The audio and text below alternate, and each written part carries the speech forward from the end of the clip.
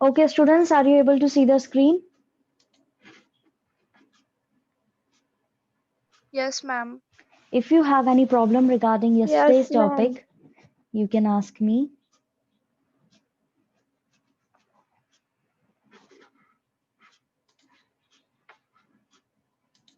Okay, No, ma'am.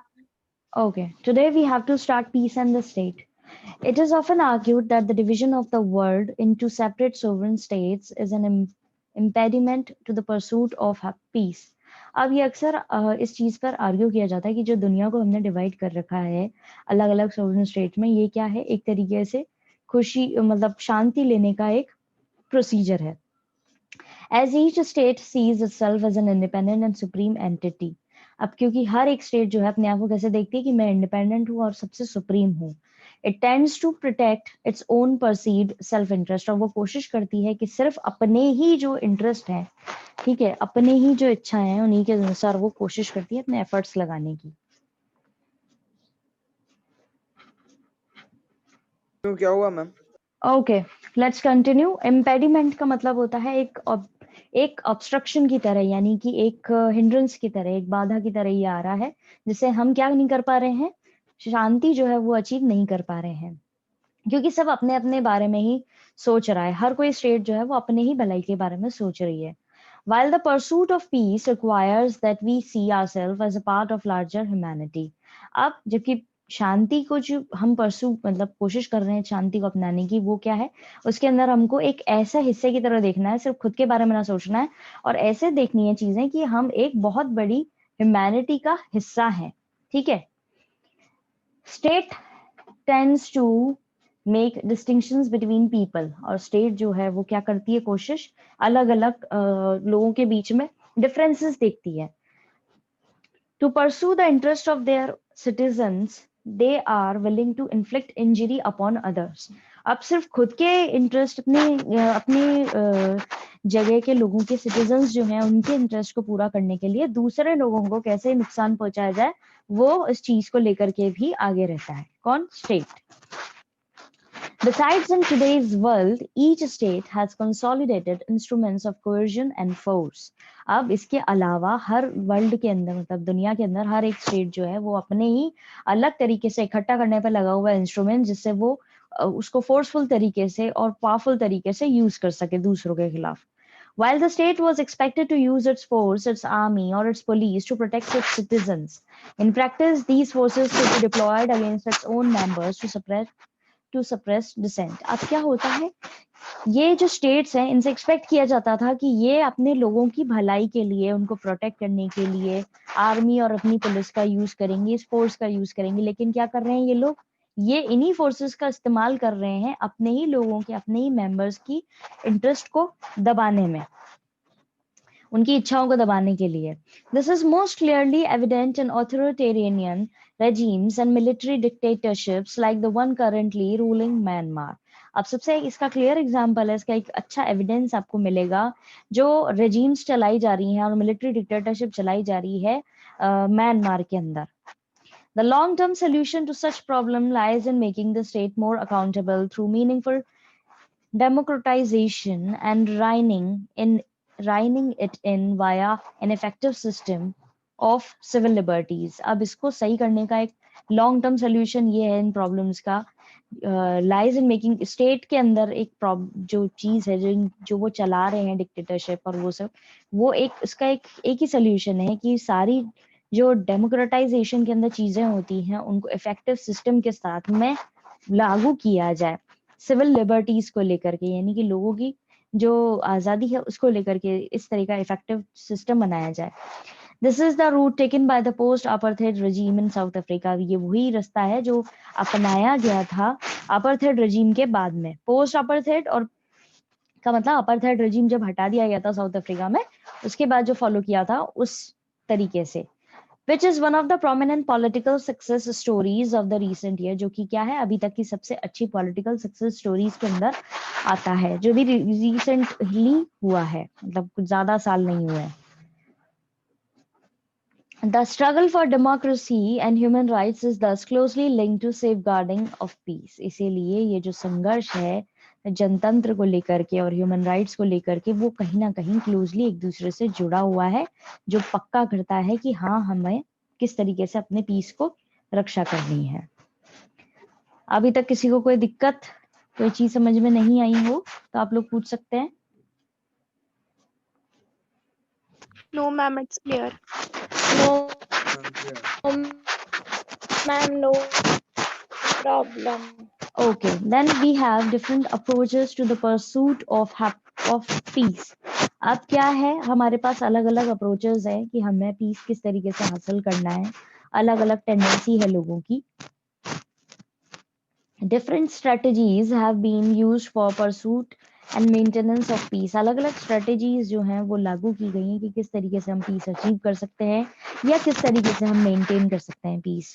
These have been shaped by 3 distinct approaches. अब ये चीजें जो है 3 अलग अलग approaches से दी गई हैं, इसको मतलब shape दिया गया 3 अलग अलग approaches को। The first approach accords centrality to states, respects their sovereignty and treat competition among them as a fact of life. अब पहली अप्रोच ये है कि सेंट्रलिटी पे सारी जो चीजें हैं वो सेंट्रलिटी पे लेकर के आनी है स्टेट्स को, इसके साथ ही सबकी सोवरेनिटी का रिस्पेक्ट करना है और कंपटीशन को इस तरह ट्रीट करना है कि वो जिंदगी का एक फैक्ट है, यानी कि वो जिंदगी का भी एक हिस्सा है। ठीक है, कंपटीशन का मतलब ये नहीं कि आप अपने भलाई के लिए दूसरे का नुकसान कर दो, ये चीज नहीं होनी चाहिए। पहली अप्रोच ये है। Its main concern is with the proper management of this competition and with the containment of possible conflict through interstate arrangements like balance of power. अब इसका मेन कंसर्न ये होना चाहिए कि किस तरह हम कंपटीशन को प्रॉपरली मैनेज कराएं और साथ साथ उसके अंदर पूरे पॉसिबल जो कॉन्फ्लिक्ट होने वाले हैं उसको किस तरीके से हम बैलेंस करके चलें, यानी कि पावर का जो बैलेंस है वो भी इम्पोर्टेंट है। ठीक है, पहले क्या होता था, इस तरह की चीज नहीं होती थी, बैलेंस नहीं बैठ पाता था लोगों का पावर को लेकर के, और वो अपने आप में एक कॉन्फ्लिक्ट जैसे भी कोई राइज हुआ तो उसको सॉर्ट आउट नहीं कर पाते थे। अब इसका एग्जाम्पल ऐसे ले सकते हो कि अगर आज पॉलिटिकल पार्टीज हैं 2, ठीक है, अभी जब कांग्रेस रूल कर रही थी तो वो कितना बैलेंस बना पा रही थी अपने लोगों के बीच में, क्या पावर्स जो हैं, क्या डिवीजन था उनका, किस तरीके से वो कॉन्फ्लिक्ट से, अगर कोई दूसरा देश हम पर हमला कर रहा है या हमारे देश के बारे में कुछ बोल रहा है तो वो कैसे डील कर रहे हैं उस चीज से। ठीक है, एक ये था, और दूसरा ये था कि भाई अभी जो दूसरी गवर्नमेंट, अभी जो रूलिंग गवर्नमेंट है यानी कि बीजेपी की, वो किस तरीके से रूल कर रहे हैं। कोई दूसरा देश अगर हमारे देश पे कोशिश कर रहा है हमें नुकसान पहुंचाने की, तो वो उस मैटर को कैसे डील कर रहे हैं, क्या वो पूरी तरह से इग्नोर कर रहे हैं सॉरी, या फिर उसको अच्छे से डील कर रहे हैं। तो ये सारी चीजें मैंने आपको एक आइडिया देने के लिए दी गई है कि यहाँ पर पावर बैलेंस जो है पावर का वो बैठाना कितना जरूरी है। ठीक है, समझ आया आप लोगों को? Yes, ma'am. Okay. Ma'am, Such a balance is said to have prevailed in the 19th century. अब इसी तरह का बैलेंस जो है वो 19th सेंचुरी के अंदर भी लिया गया है। ठीक है, लागू किया गया है, जब मेजर यूरोपियन कंट्रीज जो हैं वो अपने स्ट्रगल को डील कर रही हैं, मतलब major European countries fine tune their struggle for power by forming alliances that deterred potential aggressors and prevented the outbreak of a large scale war.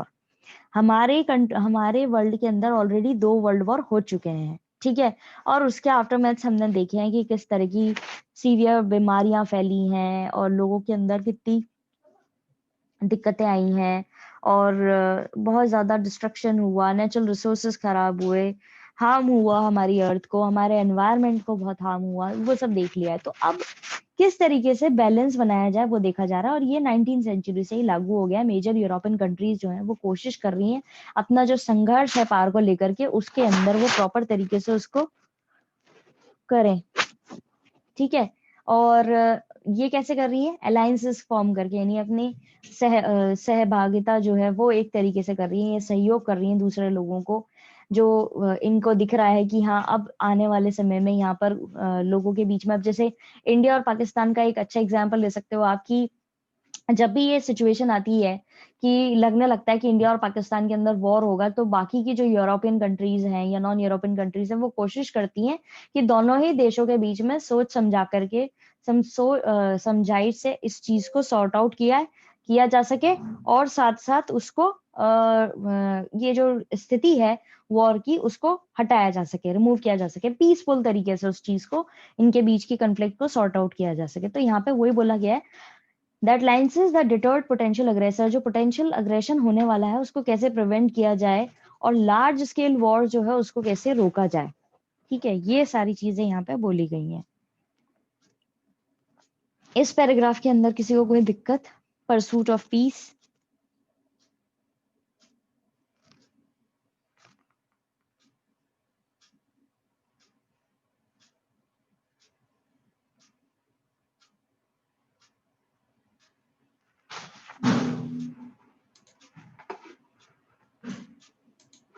Okay, फिर सेकेंड अप्रोच। अब सेकेंड अप्रोच है यहाँ पर, यहाँ पहली अप्रोच थी first approach, let me highlight it.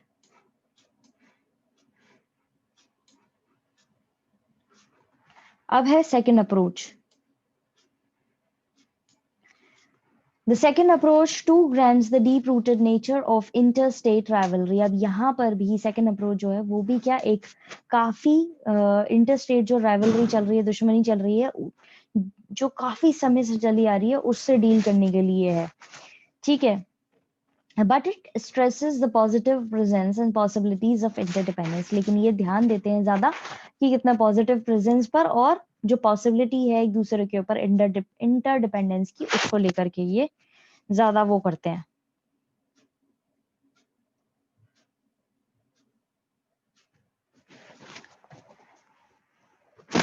It underscores the growing social and economic cooperation among nations। ये कोशिश करते हैं जो सामाजिक और आर्थिक कॉपरेशन है दो नेशंस के बीच में, उसको। Such cooperation is expected to temper state sovereignty and promote international understanding। अब इस तरह का कॉपरेशन जो होता है वो एक्सपेक्ट किया जाता है उससे कि जो स्टेट की सोवर्निटी है उसको सॉर्ट आउट करेगा, उसको उससे डील करेगा, और साथ ही साथ इंटरनेशनल अंडरस्टैंडिंग जो है उसको भी प्रमोट करेगा कि इंटरनेशनल लेवल पर सबको समझाइश से काम हो सके। Consequently global conflict would be reduce, और उसके साथ साथ ही जो इंटरनेशनल लेवल पर कहा सुनी है या कोई प्रॉब्लम है या कोई डिस्प्यूट है उसको भी कम करे, leading to better prospects of peace. और उससे क्या होगा, आगे जाकर के हमें और अच्छे मौके मिलेंगे शांति के। An example frequently cited by advocates of this approach is that of post-war World War II Europe, which secured durable peace by graduating from economic integration of political unification। अब एक एग्जाम्पल दिया गया है जो अक्सर एडवोकेट्स के द्वारा बोला जाता है, वो ये है कि कैसे अप्रोच अपनाई थी यूरोप ने जब पोस्ट वर्ल्ड वॉर सेकेंड हुआ था, यानी वर्ल्ड वॉर सेकेंड के बाद का समय। पोस्ट का मतलब होता है बाद का, ठीक है, और प्री का मतलब होता है पहले। तो जो वर्ल्ड वॉर सेकेंड हुआ था यूरोप का, उसके बाद में यूरोप ने कैसे कोशिश करी थी अपनी ड्यूरेबिलिटी को बढ़ाने के लिए, अपनी पीस की ड्यूरेबिलिटी को बढ़ाने के लिए, धीरे धीरे उसने अपना इकोनॉमिक इंटीग्रेशन किया। ठीक है, उस इकोनॉमिक इंटीग्रेशन से वो पॉलिटिकल यूनिफिकेशन पे पहुंच गया। पॉलिटिकल यूनिफिकेशन यानी कि सारी जो राजनीति थी उसको उन्होंने एकजुट किया, एक साथ एक उसमें लेकर के आए, और इससे उनकी आर्थिक चीजें जो थी वो इम्प्रूव हुई। समझ में आया? किसी को कोई दिक्कत सेकंड पैराग्राफ के अंदर?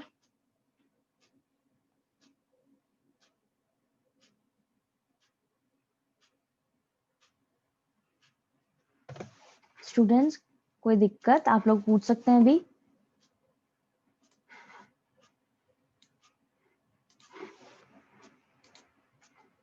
Okay, Unlike the first two approaches, the third considers the state system to be a passing phase of human history। अब बाकी दो अप्रोचेस अभी जो हमने ऊपर पढ़ी हैं उसके अलावा जो थर्ड अप्रोच है वो थोड़ी डिफरेंट है। उसके अंदर ये है कि ये एक पासिंग फेज है ह्यूमन हिस्ट्री का, यानी कि ये एक ऐसा टाइम है जो ह्यूमन हिस्ट्री के अंदर देखा जाएगा।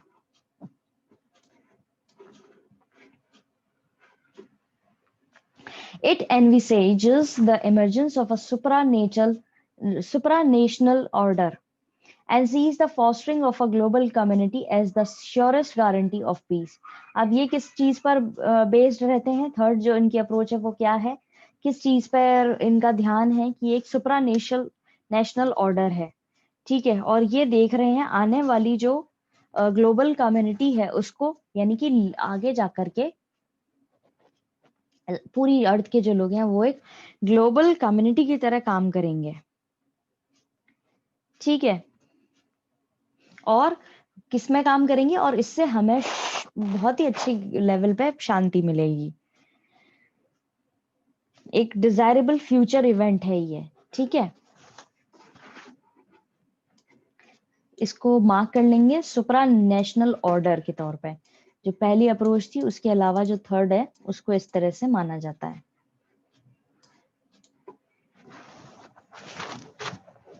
The seeds of such a community are found in the expanding interactions and coalitions across state boundaries that involve diverse non-governmental actors like multinational corporations and people movements.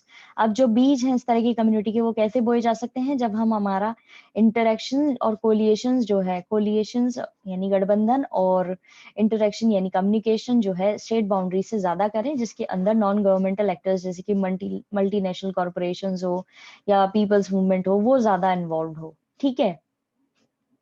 The proponents of this approach argue that ongoing process of globalization is further eroding the already diminished primacy and sovereignty of the state. अब जो proponents हैं इस approach की, उनका मानना ये है कि ये जो अभी process चल रहा है globalization का, वो पहले से ही हमारे जो primacy है उसको पूरी तरह डिमिनिश कर चुका है, बर्बाद कर चुका है, कम कर चुका है, साथ ही साथ जो हमारी सोवरेनिटी है स्टेट की उसको भी कम कर चुका है, thereby creating condition conducive to the establishment of world peace। इसीलिए हमारे सामने एक ऐसी कंडीशन आने वाली है जो वर्ल्ड पीस जो है उसको एस्टेब्लिश कर सके। Conducive, what is conducive? एक ऐसी सिचुएशन जो जिसका हमें मालूम है कि आने वाला रिजल्ट क्या होगा। थर्ड अप्रोच समझ में आई किसी को? कोई दिक्कत? No ma'am. Ma'am No, ma'am. Yes ma'am एक बार द सीड्स वाली लाइन एक बार वापस समझा दीजिए। हाँ जी बिल्कुल। The seeds of such a community are found in expanding interactions and coalitions across the state boundaries that involve diverse non-governmental actors like multinational corporations and people's movement। अब इस तरह की जो कम्युनिटी के बीज हमें बोने हैं जहाँ पे सब हम दुनिया को एक सुपरा नेशनल ऑर्डर के रूप में लेकर के चलें और ये देखें कि ग्लोबल कम्युनिटी है, ये एक अलग देश नहीं, इंडिया अलग नहीं, यूएसए अलग नहीं, रशिया अलग नहीं, और इन सबको एक कम्युनिटी के तौर पे देखें। और ये तभी पॉसिबल है जब हमारे आपस में कम्युनिकेशन अच्छा होगा और साथ साथ हम एक तरीके से गठबंधन की तरह यानी कि साथ में मिलकर के काम करेंगे और जो हमारा इंटरेक्शन है वो उसी पे बेस्ड रहेगा, ठीक है। और साथ साथ ये हम कब कर सकते हैं? जब हम इन्वॉल्व करेंगे बाकी सारे। पहले क्या होता है, अभी रिसेंटली क्या होता है अपने यहाँ पे जो सरकारें हैं, बस जैसे बीजेपी के लोग गए अमेरिका में और अमेरिका के लोग जो वहाँ की सरकार है वहां के लोग आए और मिलकर के बैठ करके बातचीत कर ली और हो गया। अब यहाँ पे बोला जा रहा है कि इनके अलावा इन्वॉल्व करें हम सारी उन ऑर्गेनाइजेशंस को जो नॉन गवर्नमेंटल है, ठीक है, नॉन गवर्नमेंटल एक्टर्स की, वो लोग जो गवर्नमेंट के नहीं है उनको भी हम इन्वॉल्व करें। और लोगों का जो मूवमेंट है, जैसे कि अब ये ब्लैक लाइव्स फॉर मैटर वाली चीज चली थी, वो ऐसा तो था नहीं कि सिर्फ यूएसए में ही चली थी, वो एक ग्लोबल लेवल पे चली, यहाँ पे भी लोग थे जो उस चीज को सपोर्ट कर रहे थे। तो ये एक तरीका होता है पूरे कम्युनिटी के अंदर शांति लाने का, जब किसी एक मुद्दे पर पूरा जो दुनिया के लोग हैं वो उसको सपोर्ट करें, उस चीज को समझें, एक दूसरे से बातचीत करें। ये उसके बीज ग्लोबल कम्युनिटी के इस तरह बोए जा सकते हैं जिससे हमें पूरी तरह से श्योरिटी मिलेगी कि हाँ हमें अब शांति मिल सकती है और कोई यहाँ पे वॉर नहीं होगा, ये बोला गया है इसमें।